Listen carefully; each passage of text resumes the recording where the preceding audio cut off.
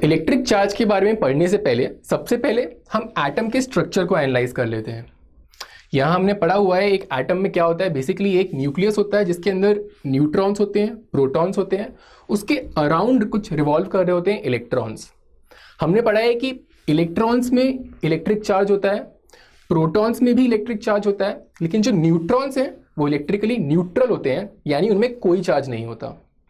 अगर मैं इलेक्ट्रॉन्स और प्रोटॉन्स दोनों के ही चार्ज को क्वांटिफाई करने की कोशिश करूं तो ऐसा किया गया है, एक्सपेरिमेंटली ये पाया गया है कि इलेक्ट्रॉन्स और प्रोटॉन्स दोनों में ही बराबर मैग्नीट्यूड का चार्ज पाया जाता है।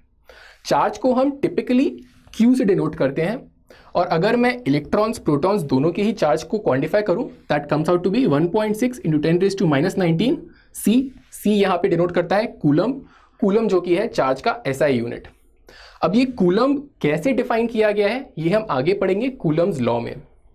अगर मैं इलेक्ट्रॉन्स और प्रोटॉन्स दोनों का ही चार्ज देखूं तो क्योंकि इनका मैग्नीट्यूड तो बराबर है, लेकिन हमने पढ़ा था कि इनका जो साइन है वो ऑपोजिट होता है, यानी इनमें से एक पॉजिटिव होगा एक नेगेटिव होगा।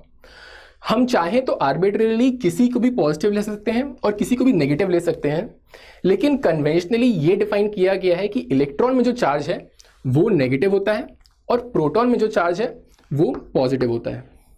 ये सिर्फ कन्वेंशन है और इसे हम फॉलो करेंगे। इसके बाद अगर हम देखें, अगर किसी भी एटम में यहाँ हम देख सकते हैं चार्ज ट्रांसफर हो रहा है, तो हम इस एटम के स्ट्रक्चर से समझ सकते हैं, क्योंकि प्रोटॉन्स न्यूक्लियस के अंदर टाइटली बाउंड है तो वो कभी भी एटम को लीव नहीं कर सकते।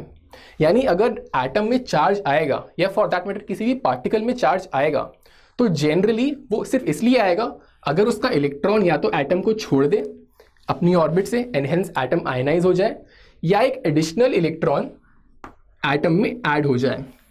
सो चार्ज ट्रांसफर जो होता है that is mainly because of the movement of electron inside और आउटसाइड द एटम।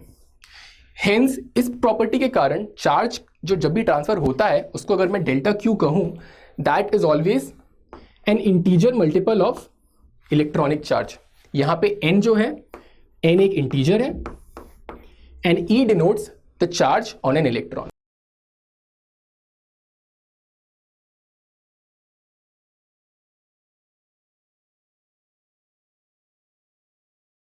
अब हम चार्जेस की एक बहुत ही इंपॉर्टेंट प्रॉपर्टी के बारे में पढ़ते हैं जो कि है उसका कंजर्वेशन।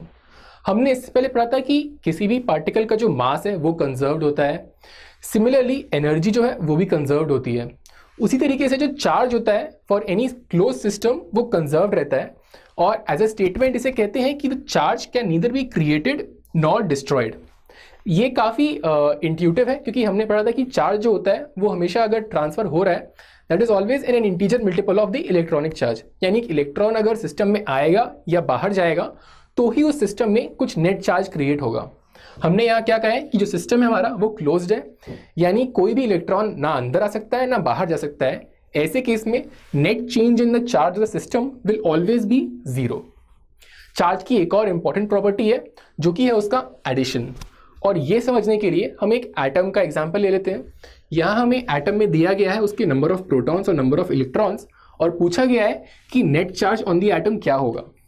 हम देख के ये समझ सकते हैं कि क्योंकि यहाँ प्रोटॉन्स और इलेक्ट्रॉन्स अलग अलग हैं, अलग नंबर के हैं, इसलिए ये इलेक्ट्रॉन जो है ये न्यूट्रल तो नहीं होगा, इनफैक्ट ये जो एटम है ये आयनाइज्ड होगा।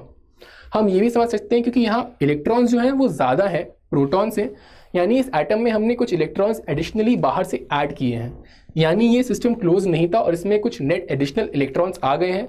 हेंस इसमें जो नेट चार्ज है वो जीरो तो नहीं होगा। लेकिन नेट चार्ज एक्चुअली कितना है वो कैसे निकालें, तो ये बहुत ईजी है। एडिशन ऑफ चार्ज में हम बेसिकली जो अलग अलग चार्जेस हैं उनको एल्जेब्राइकली ऐड कर देते हैं, उससे हमें नेट चार्ज मिल जाता है।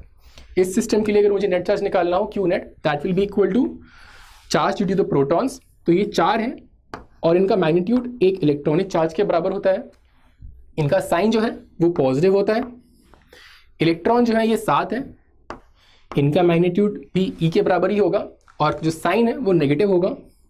इसको अगर मैं एल्जेब्राइकली ऐड करूं this is very simple and this is equal to -3 electronic charge. अगर मैं इसको SI यूनिट्स में लिखूं तो ये हो जाएगा -3 into 1.6 into 10⁻⁻19 Coulomb's. I hope आप समझ गए होंगे कि चार्ज को हम कैसे कंजर्व कर सकते हैं और कैसे ऐड कर सकते हैं।